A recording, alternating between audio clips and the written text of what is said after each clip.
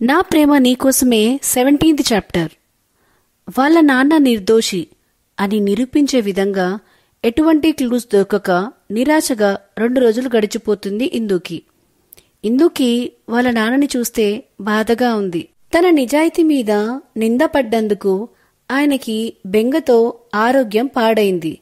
ఇలా చూస్తూ ఉండగానే దక్ష ఇచ్చిన వారం రోజుల్లో 5 రోజులు గడిచిపోయాయి. బయటికి వెళ్లి వచ్చిన ఇందుని చూసిన విష్ణుగారు, ఏమైందమ్మా, ఏమైనా చేయగలమా? నేను నా నిజాయితీని నిరూపించుకునే ఆధారం ఏమైనా దొరికిందా అని అడుగుతారు విష్ణుగారు.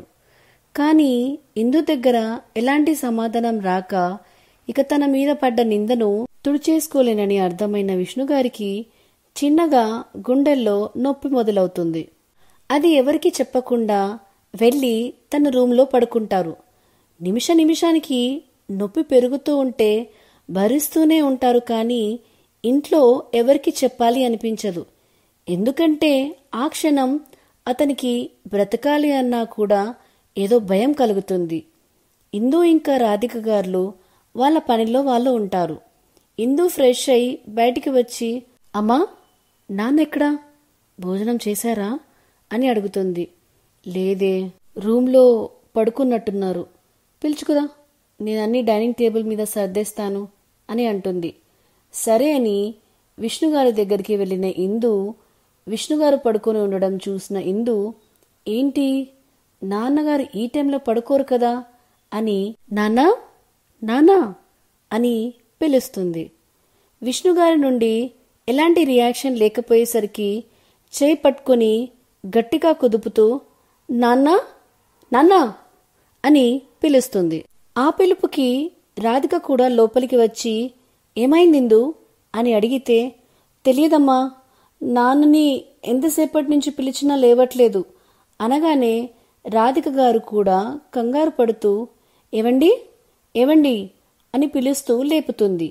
అయినా కానీ విష్ణుగారిలో చలనం లేకపోయేసరికి ఇద్దరికీ భయం మొదలవ్వడంతో కంగారు పడుతూ, అమ్మా, నాన్న స్పృహలో లేనట్టున్నారు, హాస్పిటల్ తీసుకెళ్దాం అని చెప్పి తీసుకెళ్తారు.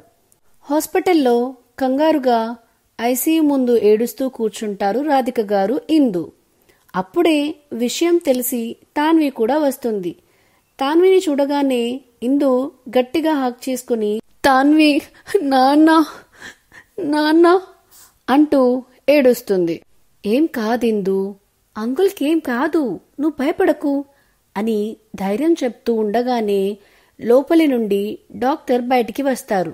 డాక్టర్ని చూడగానే ఇందు అతని ముందుకు వెళ్ళి, మా నాన్నకి ఎలా ఉంది డాక్టర్ అని అడుగుతుంది. ఆయనకి హార్ట్ స్ట్రోక్ వచ్చింది. అది వచ్చి చాలాసేపు అయింది, కానీ మీ నాన్న మీకు చెప్పనట్టున్నారు. ఇంకో 5 minutes లేట్ అయితే ఆయన ఎప్పుడో చనిపోయేవారు అని చెప్తాడు. ఇందుకి ఒక్కసారిగా భయం మొదలై, ఇప్పుడేం ప్రాబ్లం లేదు కదా అంటే, లేదు, ఆపరేషన్ చేయాలి, అప్పుడే మీ నాన్న పరిస్థితి పూర్తిగా చెప్పగలం, అది కూడా 24 గంటల్లో చేయాలి అని చెప్తాడు డాక్టర్. సరే డాక్టర్, ఆలస్యం చేయకుండా చేయండి అని ఇందు అనగానే, ఆపరేషన్కి కనీసం 15 లక్షలు అవుతాయి, మీరు మనీ పే చేయగానే ఆపరేషన్ స్టార్ట్ చేస్తాం అని చెప్పి డాక్టర్ అక్కడి నుంచి వెళ్ళిపోతాడు. ఇందు అక్కడికక్కడే కూలబడిపోతుంది. ఎంత ఎంఆర్ఓ ఆఫీసర్ అయినా అంత డబ్బు ఇంట్లో పెట్టే మనిషి కాదు. సేవింగ్స్ అన్నీ బ్యాంక్లోనే ఇందు పేరు మీద డిపాజిట్ చేసేవారు. అందులో సగం వరకు ఇందు పెళ్లి కోసం ఖర్చు పెట్టారు విష్ణుగారు. ఇప్పుడు అంత అమౌంట్ బ్యాంకులో ఉందో లేదో కూడా ఇందుకి తెలియదు. మనీ విషయాలు ఎక్కువ పట్టించుకునేది కాదు ఇందు. ఎందుకంటే విష్ణుగారు ఆ లోటు లేకుండా తను అడగక ముందే అన్ని అవసరాలు తీర్చేవారు కాబట్టి తనకి అవేమీ తెలియదు. ఇప్పుడు రాత్రయింది, రేపు ఆదివారం, బ్యాంకు బంద్, ఇప్పుడు డబ్బులు ఎక్కడి నుంచి తేవాలి అని ఆలోచిస్తూ ఏడుస్తూ కూర్చుంటుంది. ఏడవకిందు, ఏదో ఒకలా మనీ అరేంజ్ చేద్దాం, నేను మా పేరెంట్స్ని అడుగుతాను అనగానే తాన్విని గట్టిగా హాక్ చేసుకుంటుంది. కానీ తాన్వి వాళ్ళ ఫ్యామిలీ కూడా మిడిల్ క్లాస్ ఫ్యామిలీ అని తెలుసు. 15 లక్షలంటే ఒకే దగ్గర దొరకడం కష్టమని తెలిసి ఏం చేయాలో అర్థం కాదు ఇందుకి. రాధిక గారి దగ్గరికి వచ్చి, అమ్మా, మన ఇంట్లో డబ్బులేమైనా ఉన్నాయా అని అడిగితే, 1,00,000 రూపాయల కన్నా ఎక్కువ ఇంట్లో మీ నాన్నగారు ఉంచరమ్మా అని చెప్తుంది రాధిక. తాన్వి వాళ్ళ నాన్నకి ఫోన్ చేసి అడిగితే వాళ్ళ నాన్నగారు 5 లక్షలు అరేంజ్ చేయగలనని చెప్తారు. అదే విషయం ఇందుకి చెప్తే ఇంకా 10 లక్షలు కావాలి, ఏం చేయాలి అని ఆలోచిస్తూ విష్ణుగారి ఫోన్ తీసుకుని అందులో తెలిసిన వాళ్ళని డబ్బుల కోసం అడుగుతుంది విష్ణుగారి గురించి చెప్పి. కాని వాళ్ళు 2 లక్షల కన్నా ఎక్కువ ఇవ్వలేము అనగానే, అవైనా ఇవ్వండి అని బ్రతిమిలాడితే సరే అని 2-3 విష్ణుగారి మంచితనం తెలిసి కొంత అమౌంట్ ఇస్తారు. మొత్తం కలిసి 10 లక్షలు అవుతాయి. ఇంకా 5 లక్షలు ఎలా, ఏం చేయాలి అని ఆలోచిస్తూ ఇంకా ఎవరైనా ఇస్తారేమో అని తనకి తెలిసిన వాళ్ళని కలవడానికి వెళ్తుంది తాన్వికి రాధికని అప్పగించి. కాని ఎక్కడికి వెళ్ళినా ఇందుకి నిరాశ ఎదురవుతుంటే, ఇంకో 2 గంటల్లో తండ్రికి ఆపరేషన్ జరగకపోతే ఏంటి పరిస్థితి అని ఏడుస్తూ ఒక చెట్టు దగ్గర కూర్చుంటుంది. అలసటతో ఏం తోచక తన ఎదురుగా ఒక మనిషి కాలు కనిపిస్తాయి. తల ఎత్తి పైకి చూడగానే తన ముందు దక్ష కనపడగానే తన తండ్రి పరిస్థితికి కారణం దక్షనే కాబట్టి తన బలమంతా ఉపయోగించి తన చెంప పగల కొడుతుంది. దక్ష కాలర్ పట్టుకుని, ఇప్పుడు నీకు తృప్తిగా ఉందా? ఏం చేశాడని నా తండ్రికి ఈ శిక్ష వేశావు? ఏం ద్రోహం చేశాను నేను నీకు అని గట్టిగా అడుగుతుంది. ఆయనకేమైనా అయ్యిందో నీ ప్రాణాలు తీయడానికి కూడా నేను వెనుకాడను అని చెప్తుంది. అయినా దక్ష మౌనంగా ఉండి తన చేతిలో ఉన్న బ్యాగ్ తన ముందు పెడతాడు. ఏంటి అన్నట్టు చూస్తుంది ఇందు. మీ నాన్న ఆపరేషన్ కి కావలసిన 15 లక్షలు అని చెప్పి ఇందు వైపు చూస్తాడు. ఇందు అలాగే చూస్తూ ఉంటుంది దక్షని. తనకి సహాయం చేస్తున్నాడంటే నమ్మలేకపోతుంది. ఇందు అలాగే చూస్తూ ఉంటే దక్ష తన ప్యాంటు జోబులో నుంచి తాళి తీసి, దీన్ని నువ్వు నా చేతులతో నీ మెడలో కట్టించుకుంటే ఇప్పటికిప్పుడు ఈ మనీ నువ్వు తీసుకుని మీ నాన్నని బ్రతికించుకోవచ్చు అని ఒక డీల్ తన ముందుకు పెడతాడు. ఇందు దక్షని ఒకసారి, మనీని ఒకసారి, తాళిని ఒకసారి చూసి చప్పట్లు కొడుతూ నవ్వడం స్టార్ట్ చేస్తుంది. కాసేపటికి చప్పట్లు, నవ్వు రెండూ ఆపి సీరియస్గా, నువ్వు నా నుండి ఏం ఆశించకుండా సహాయం చేస్తున్నావేంటి అని అనుకున్నా. నా నమ్మకం నిజమని నిరూపించావు. అసలేమనుకుంటున్నావురా నువ్వు? డబ్బుల కోసం నీతో తాళి కట్టించుకోవాలా?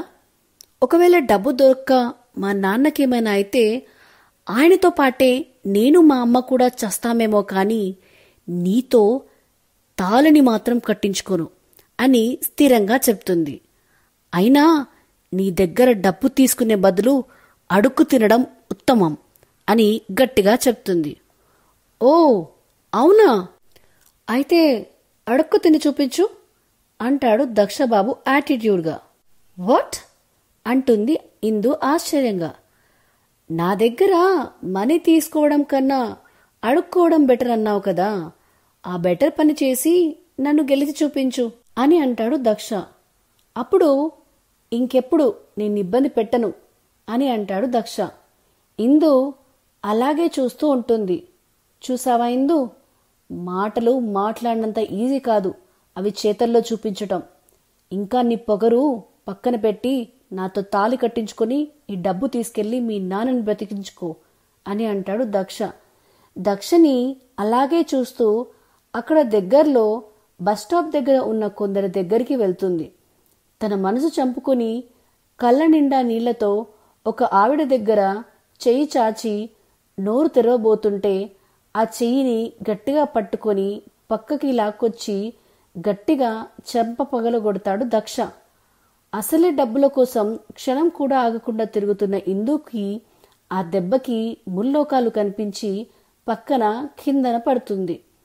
ఒక్క చెయ్యి పట్టుకుని తనని పైకి లేపి, అసలేం చేస్తున్నావో తెలుస్తుందా?